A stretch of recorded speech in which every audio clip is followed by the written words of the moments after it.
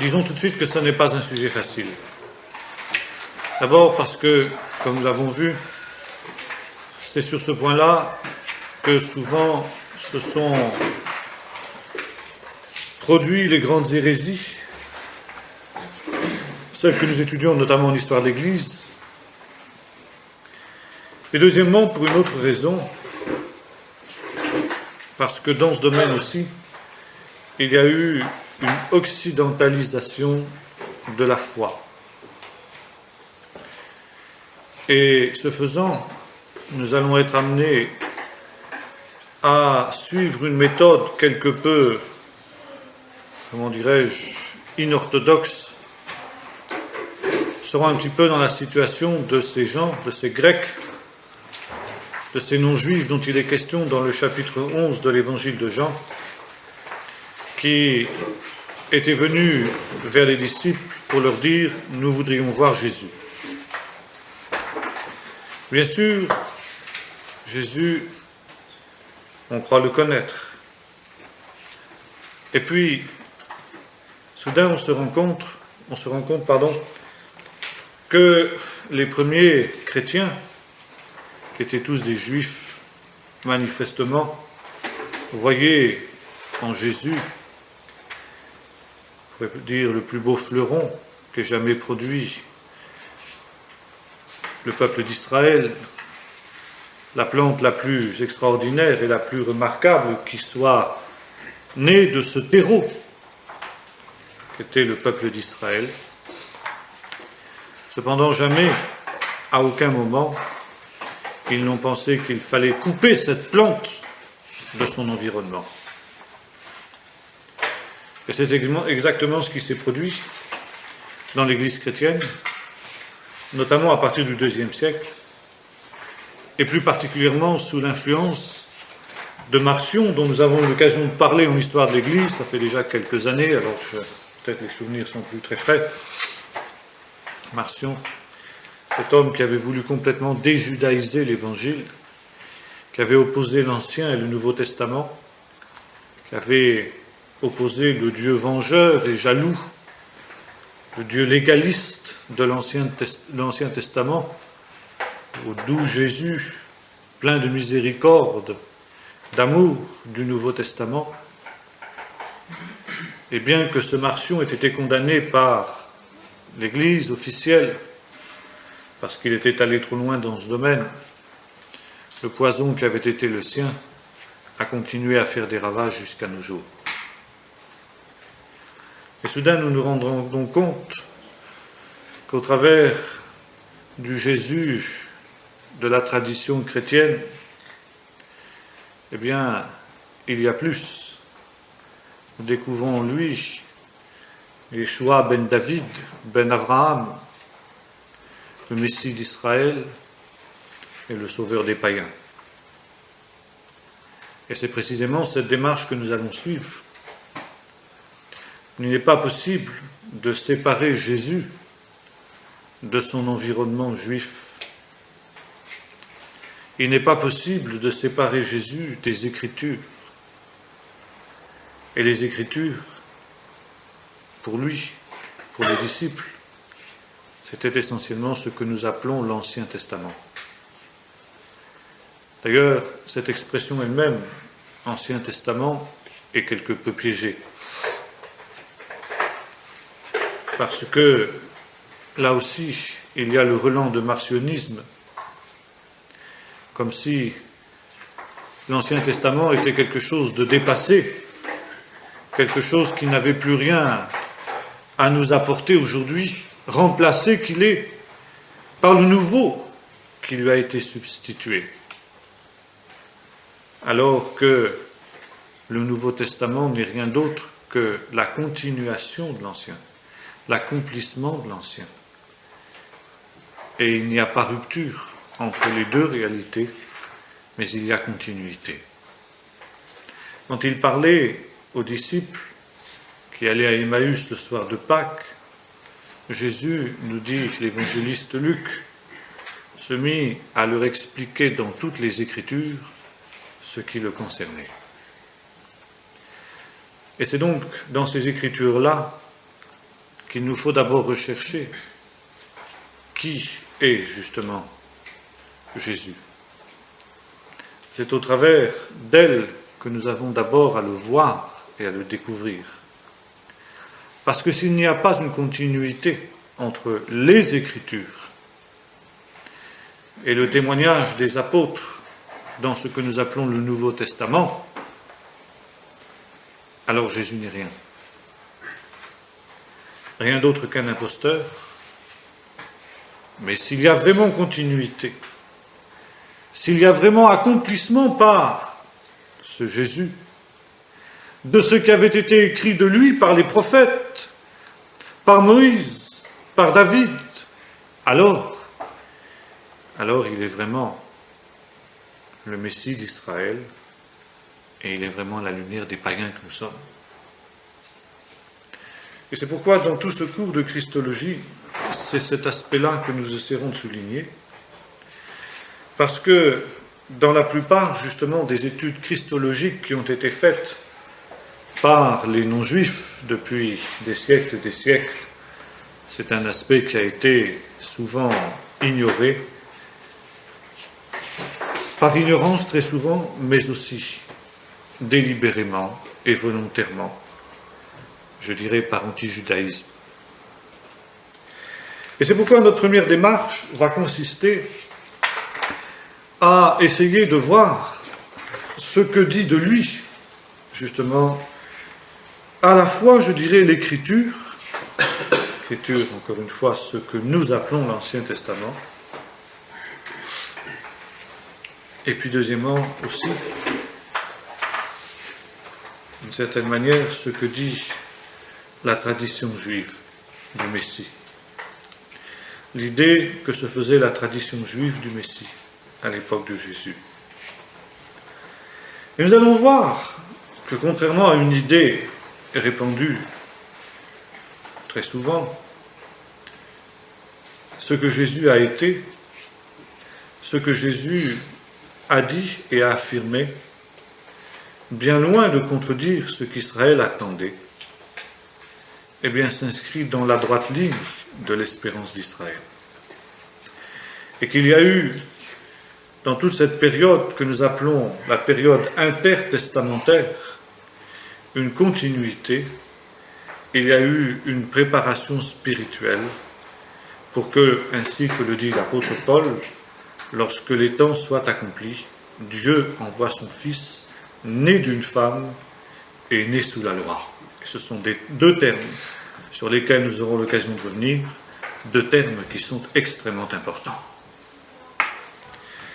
D'abord, j'aimerais que nous puissions partir d'un terme tout à fait qui semble ne pas avoir de rapport tellement avec notre propos, avec notre sujet, d'un texte que nous trouvons dans l'Épître aux Romains, au chapitre 1er, versets 16 et 17, où l'apôtre Paul dit, ce texte bien connu, « Je n'ai pas honte de l'Évangile, car c'est une puissance de Dieu pour le salut de quiconque croit, pour le juif d'abord, et ensuite pour le grec, c'est-à-dire pour le non-juif. » L'Évangile, c'est la bonne nouvelle.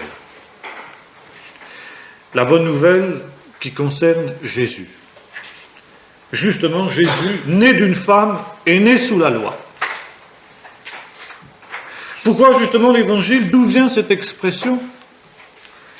Elle vient d'un texte qu'on trouve dans le livre du prophète Ésaïe au chapitre 57, où il nous est dit ceci, qu'ils sont beaux sur les montagnes, les pieds de celui qui annonce de bonnes nouvelles, de celui qui dit à Sion, voici ton Dieu règne. Le messager de bonnes nouvelles, c'est justement Jésus. C'est comme ça que les premiers chrétiens ont compris ce texte. Jésus est celui qui est venu apporter la bonne nouvelle que Dieu était celui qui régnait. Il est venu apporter la bonne nouvelle du royaume de Dieu. Et l'expression évangile n'est tout simplement que la traduction grecque du mot hébreu mévaser, qu'on trouve justement dans cette expression, un mévaser, le messager de bonne nouvelle, celui dont les pieds sont rapides sur les montagnes pour apporter justement cette bonne nouvelle. Et par conséquent, l'évangile, c'est la proclamation de cette bonne nouvelle qui a été apportée par ce messager céleste qu'est Jésus. Et cette bonne nouvelle a pour fin le salut de quiconque croit. Or, Paul ici nous dit quelque chose d'autre de tout à fait intéressant. Il nous dit l'évangile, c'est une puissance de Dieu. Je pense qu'on pourrait aussi dire la puissance de Dieu.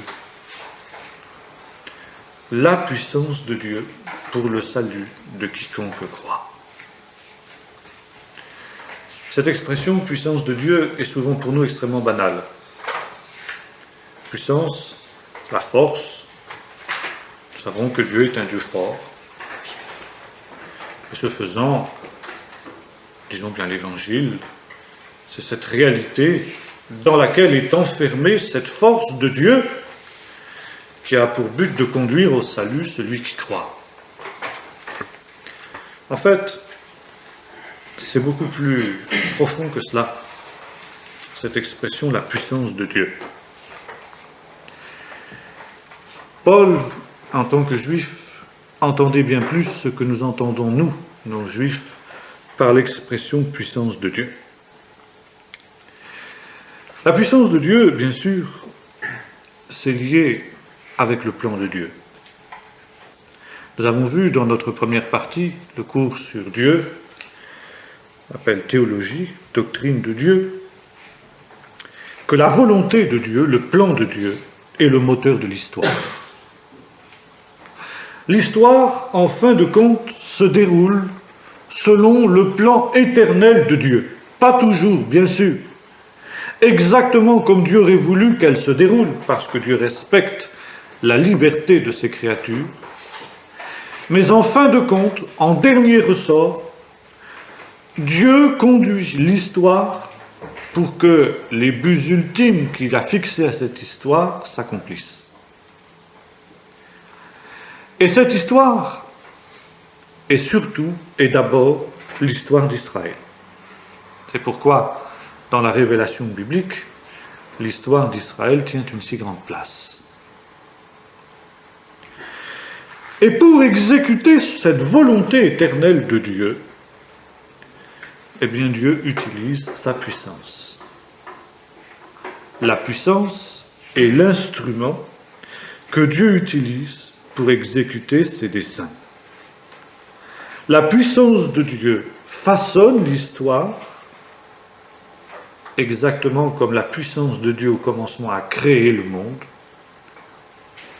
et enfin, comme la puissance de Dieu soutient le monde créé. La puissance de Dieu n'est pas simplement une réalité qui a donné la chiquenaude initiale, comme l'affirment les savants, les philosophes. Mais la puissance de Dieu, après avoir créé le monde, le soutient. Et vous pourrez remarquer déjà ici tout de suite une petite anticipation que je fais quand nous lisons dans ce qui est écrit par Paul aux Colossiens concernant Jésus. Nous trouvons quelque chose de tout à fait intéressant. C'est en lui, pour lui et par lui, nous dit-il, qu'ont été créées toutes choses et qu'elles subsistent. Et là déjà, on voit un petit peu ce qui se profile derrière cette notion de puissance de Dieu. Dieu, par sa puissance, tient tout dans sa main. Il y a de nombreux textes qui l'évoquent. Je pense par exemple à Exode 15, verset 3, ce que l'on appelle le cantique de la mer. Après que Dieu ait ouvert les eaux de la mer Rouge devant le peuple d'Israël, le peuple transporté de joie célèbre les louanges de Dieu et déclare « Dieu est un guerrier puissant ». et l'expression puissance, force de Dieu est ici nettement soulignée. Bon, il y a de nombreux autres textes sur lesquels on pourrait s'arrêter, où il est question de ce Dieu puissant, de ce Dieu fort. Ce Dieu fort qui conduit notamment Israël, qui accomplit en ce qui le concerne ses plans et ses desseins. Et c'est pourquoi, après la fermeture du canon des Écritures, que l'on appelle encore une fois l'Ancien Testament, il y a dans la littérature rabbinique, dans la tradition juive, ici un certain nombre d'éléments qui vont être fortement soulignés, notamment à partir du moment où naît l'espérance messianique et où elle se renforce.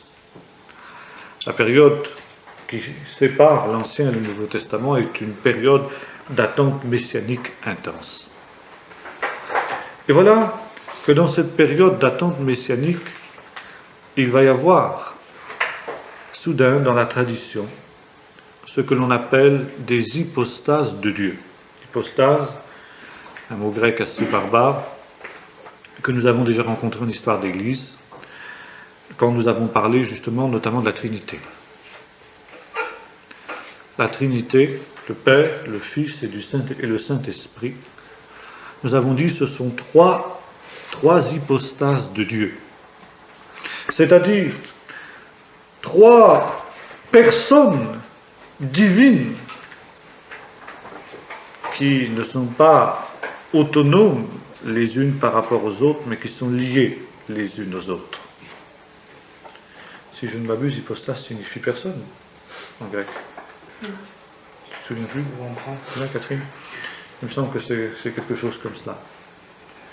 En tout cas, ici, nous allons voir des attributs de Dieu qui vont être personnifiés dans la tradition juive. Et l'une des personnifications de Dieu, ce sera justement la puissance. La puissance de Dieu devient pratiquement une personne divine. Bon, vous savez que déjà dans la Bible, il y a, dans l'Ancien Testament, je veux dire, il y a déjà des traces d'un processus du même ordre. Par exemple, dans le livre des Proverbes, en relation avec la sagesse de Dieu. Il y a un chapitre fameux dans lequel on pourrait dire que la sagesse est hypostasiée, où la sagesse est présentée comme étant présente au commencement avec Dieu, justement à l'œuvre dans la création. Au début, quand Dieu créa toutes choses, je suis la première de ses créatures, n'est-ce pas? J'étais là quand il a placé le cercle des cieux, je jouais auprès de lui, etc. Une personnification de la sagesse. On le retrouve dans plusieurs autres textes du livre des Proverbes, n'est-ce pas, où il dit la sagesse a bâti sa maison, elle a égorgé ses victimes, elle appelle, n'est-ce pas, que tous ceux qui veulent devenir sages viennent à moi, qu'ils apprennent de moi, etc., rechercher la sagesse, enfin. Bon, la sagesse, attribut divin, est personnifiée. Et ce processus que nous trouvons dans l'Ancien Testament, nous le retrouvons avec la puissance de Dieu. Et ceci, vous savez, suit aussi un autre usage qu'on a déjà rencontré en Israël. C'était celui d'éviter de prononcer le nom de Dieu, pour ne pas prendre le nom de Dieu en vain. C'est ainsi, par exemple, que dans le Nouveau Testament, tout souvent, on trouve cette expression « le royaume des cieux ». Ça ne veut pas dire obligatoirement le royaume qui est dans les cieux, mais le mot « les cieux » remplace ici Dieu. Et tantôt, il y a une expression qui vient, tantôt l'autre. Le royaume de Dieu est semblable à, ou bien le royaume des cieux est semblable à. Et contrairement à ce qu'ont cru certains, il n'y a absolument aucune nuance entre les deux expressions, elles sont tout à fait synonymes. Mais on évitait d'employer l'expression royaume de Dieu pour ne pas prendre le nom de Dieu en vain, et on remplaçait le nom Dieu par cieux. Mais on voulait dire exactement la même chose. Et c'est pourquoi aussi, à cette époque-là, on emploie d'autres expressions pour éviter d'employer le nom de Dieu. Quand on dit la puissance, en hébreu ça se dit Agvura, jusqu'à aujourd'hui. Agvura, c'est un synonyme pour Dieu. C'est pour éviter d'employer le nom de Dieu. Jusqu'à aujourd'hui, dans l'hébreu moderne, on emploie cette expression Agvura, la force, la puissance. Ça signifie tout simplement Dieu. Un autre nom qu'on employait aussi, c'était le mot Shrina. Shrina, ça vient d'une expression qui signifie demeurer, habiter. Et ça, c'est en relation avec la nuée qui représentait la présence de Dieu. Cette nuée qui reposait sur la montagne du Sinaï au moment où Dieu s'est révélé au peuple d'Israël, puis ensuite qui est venue sur le tabernacle lorsque ce dernier a été dressé. Et enfin, qui est venue dans le temple de Salomon, dans le lieu saint, lorsque Salomon a consacré au Seigneur le temple qu'il avait construit. Alors la nuée remplit le temple. Et cette nuée, qui n'est pas une vulgaire, un simple nuage, mais la manifestation tangible, sensible, concrète de la présence de Dieu au milieu de son peuple, porte le nom en hébreu de Shrina, la présence, tout simplement. Ézéchiel, dans un texte particulièrement dramatique, voit cette présence sainte prête pour un départ. Elle est là, sur un char, tiré par des êtres célestes, que sont les chérubins, qu'il décrit minutieusement dans les premiers chapitres de son livre. Il décrit également minutieusement le char sur lequel repose cette présence divine, avec des roues extraordinaires, remplies d'yeux, etc. Et Dieu lui parle, lui dit, voilà, je quitte le temple, je quitte cette demeure, et le mot demeure en hébreu, c'est la même racine, c'est Mishkan, Shrena, Mishkan, c'est la même racine. Je quitte cette demeure à cause du péché du peuple.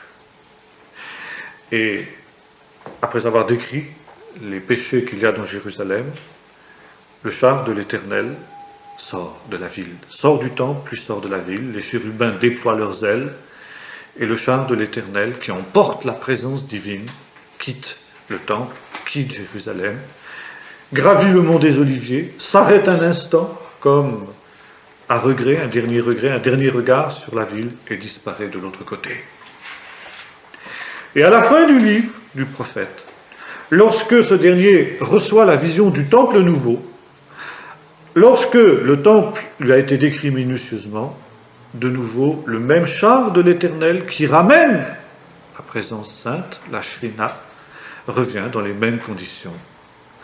Et la ville sainte, prend alors un nom nouveau, Yerushama, et non plus Yerushalayim. L'Éternel est ici, l'Éternel est présent. Et là, nous avons tout à fait une chose intéressante par rapport au Nouveau Testament, c'est que Jean, notamment dans le premier chapitre de son livre, de son évangile, le fameux prologue, où il est question du Logos, ce texte qui a fait couler beaucoup d'encre et de salive, parce que c'est un texte d'une profondeur insoupçonnée, emploie exactement ce même vocabulaire. Au commencement était la parole était avec Dieu, la parole était Dieu. Et il continue en disant, la parole a été faite chair, elle a habité parmi nous, pleine de grâce et de vérité, et nous avons contemplé sa gloire. Or, si l'on retraduit ce texte du grec en hébreu, la parole a été faite chair, elle a habité parmi nous, Vatishkan betochenu. C'est le mot Shrena. Qu'est-ce que Jean nous dit dans ce texte? Il nous dit la mystérieuse présence qui se trouvait sur le tabernacle, qui se trouvait dans le temple de Jérusalem, qui se trouvait sur la montagne du Sinaï,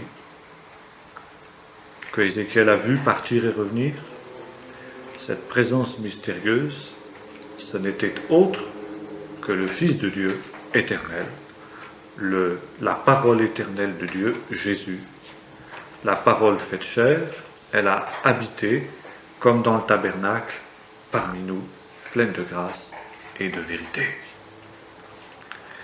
Autrement dit, encore une fois, il n'y a pas rupture entre le Jésus préexistant que l'Évangile nous présente, le Jésus éternel, le Fils éternel de Dieu, unique et éternel de Dieu.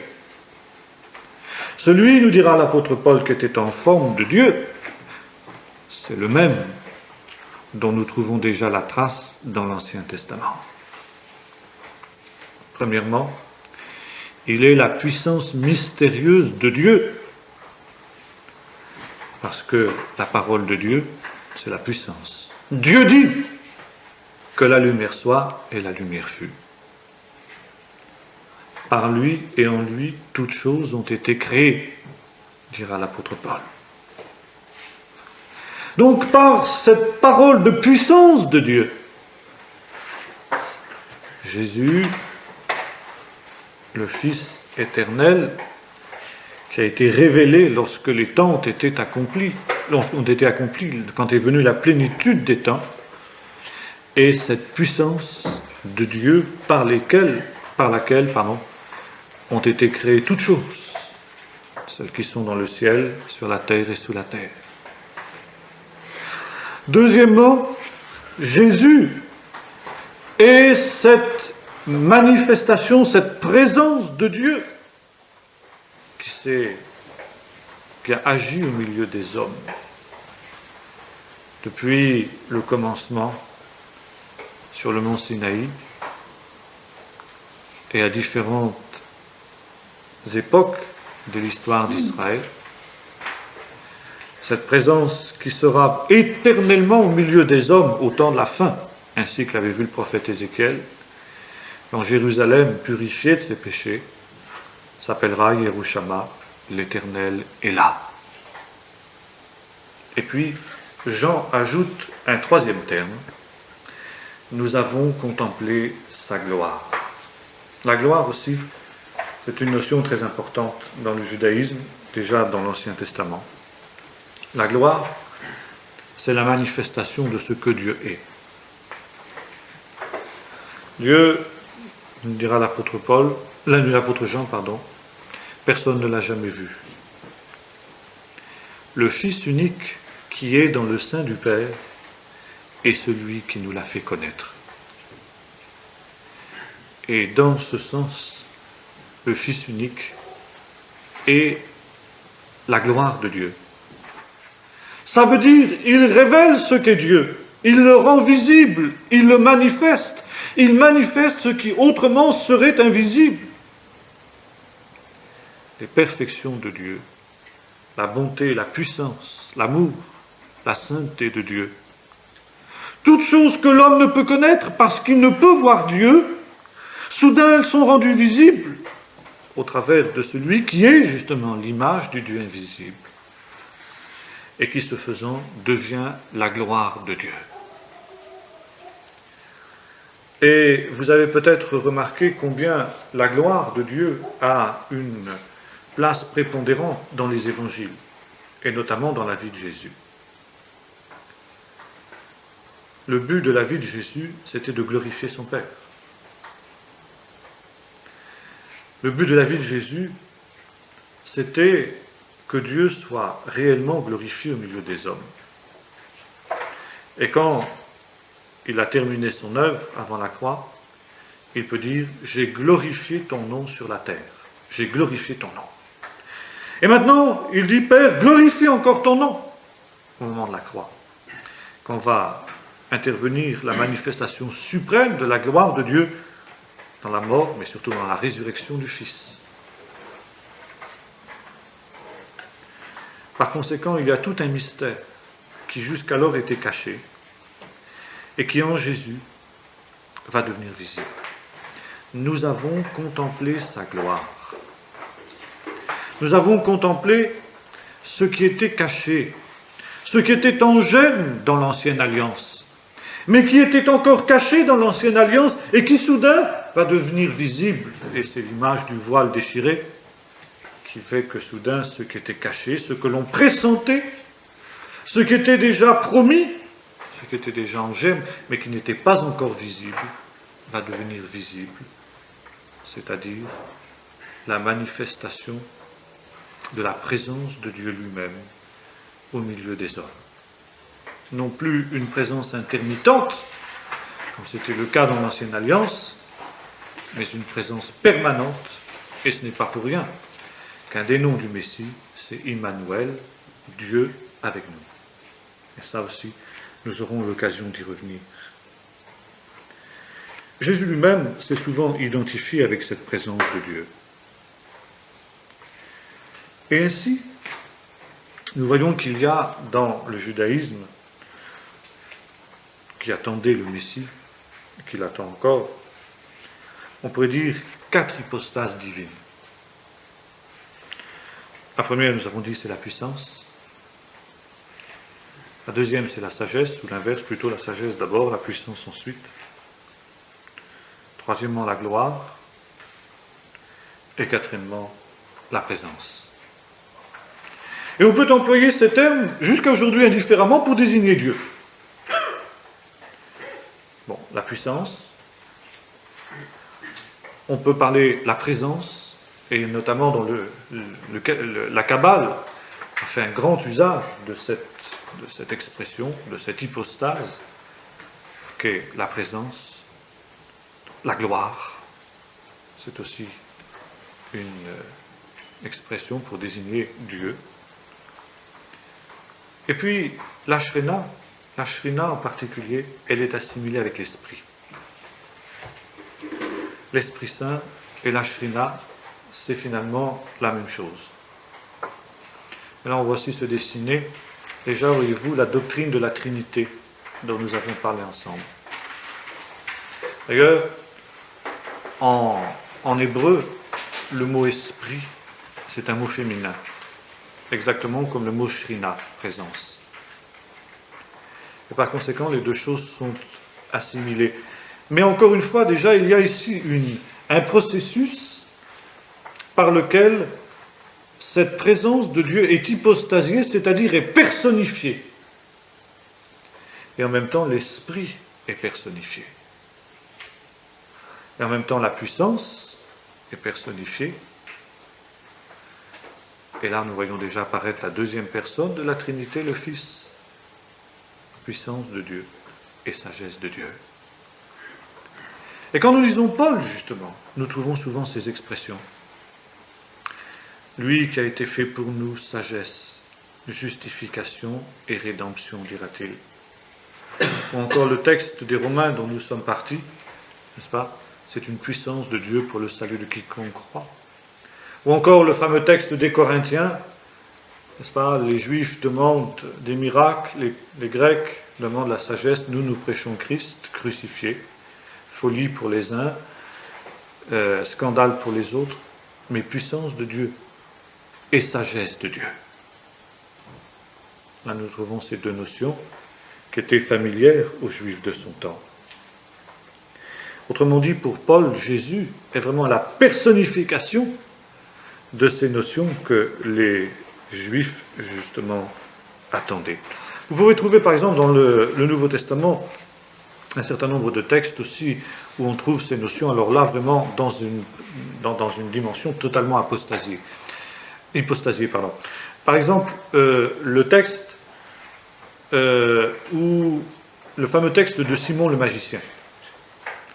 Vous savez, lorsque Philippe arrive dans cette ville de Samarie, il prêche Jésus, et là, il y avait un certain Simon magicien, dont tous les habitants de la ville disaient, celui-ci est vraiment celui qui a la puissance de Dieu, celle qu'on appelle la grande.